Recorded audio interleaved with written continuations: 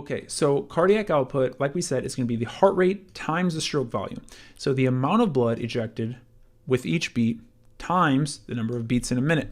That will tell you the volume of blood ejected per minute. So I already told you stroke volume is about 70 milliliters. So let's just say that we have a heart rate of, 70 beats per minute. Okay, so what's 70 times 70? That's going to be 4,900, okay, milliliters per minute. All right, and so it's kind of a weird number. So what people normally say is they simplify this and they just say, okay, cardiac output normally is about 5 liters per minute. And out of all the numbers that I've probably given you so far, that's the one, if I had to remember one, I would try to just have that one in the back of my head.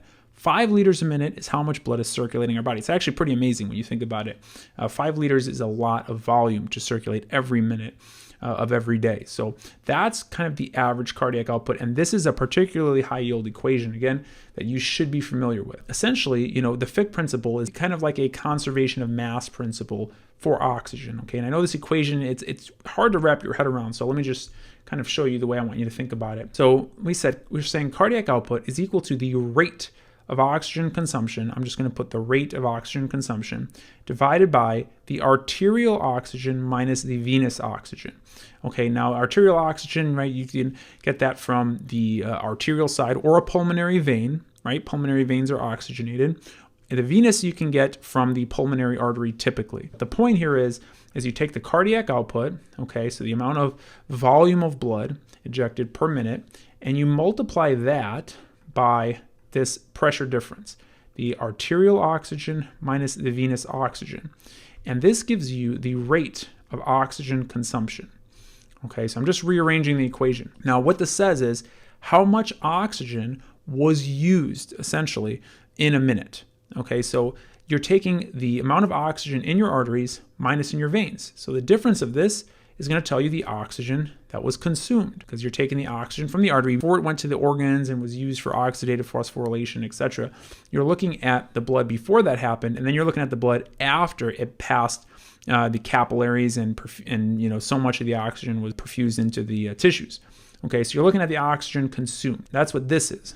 And then you're looking at that times the volume of blood per minute that was pumped throughout the body. So it's telling you the rate of oxygen consumption, how much oxygen consumption is happening per minute. Usually the units for cardiac output is per minute, but that's the idea. That's what the Fick principle is saying, and that's why I like to rearrange this equation, because it makes more sense to me. Now, you can actually determine rate of oxygen consumption if you use an oxygen meter and measure the disappearance of oxygen when a patient is exhaling.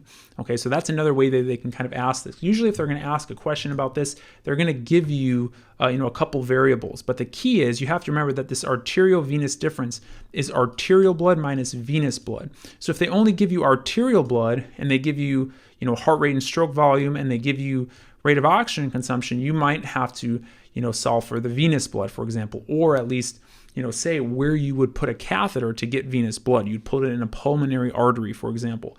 So these are kind of weird ways that they can ask you questions about this.